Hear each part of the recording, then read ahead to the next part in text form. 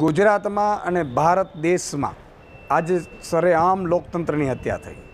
તમે જુઓ કે લોકસભાની ચૂંટણીમાં ભાજપે શામ દામ દંડ ભેદ કરી અને માણસો ઉપર દબાવ કરી અને ફોર્મમાં અપહરણ કરાવડાવી, જે પણ ખેલ કરવા હોય કરી અને બિનહરીફ કરાવડાવી સુરતની। આજે સુરતવાસીઓને હું પૂછવા માગું છું કે તમારો મતદાનનો આખો દેશ અને ગુજરાત જ્યારે મતદાન કરવા નીકળશે ત્યારે સુરતવાસીઓ જે પોતાનું મતદાન નહીં કરી શકે, તો તમારે મતદાન નથી કરવાનું કારણ શું છે?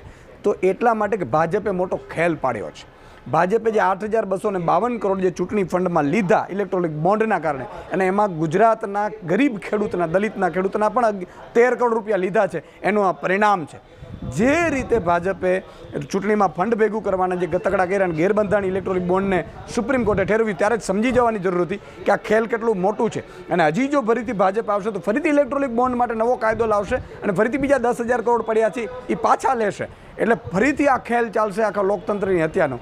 એટલે ભાજપને દરેક નાગરિકોએ, બીજી 25 સીટ ઉપર નાગરિકોને વિનંતી કરું છું કે તમે ધારો છો એટલું ભાજપ છે એને દેશ પ્રેમથી કે લોકશાહીમાં કોઈ વિશ્વાસ નથી, અને માત્ર સત્તા ટકી રાખે અને કઈ રીતે સામ દામ દંડ ભેદનો ઉપયોગ કરી અને પોતે સત્તાના માધ્યમથી પોતાના ઉદ્યોગપતિ મિત્રોના ઘર ભરે, એના સિવાય ભાજપને કોઈ રસ નથી। અને એટલે જ તમે જોયું હશે મોંઘવારી વધે છે, બેરોજગારી વધે છે, પેપર ફૂટે છે, બેફામ છે, અને છેલ્લે રૂપિયાથી કંઈક ને કંઈક ખેલ પાડે, તંત્રથી ખેલને પાડે છે। એટલે સુરતવાસીઓએ ખાસ પરચો દેખાડવાની જરૂર છે। તમારા લોકતંત્રની હત્યા કરી તમને મતદાનનો અધિકાર ભાજપે છીનવી લીધો છે।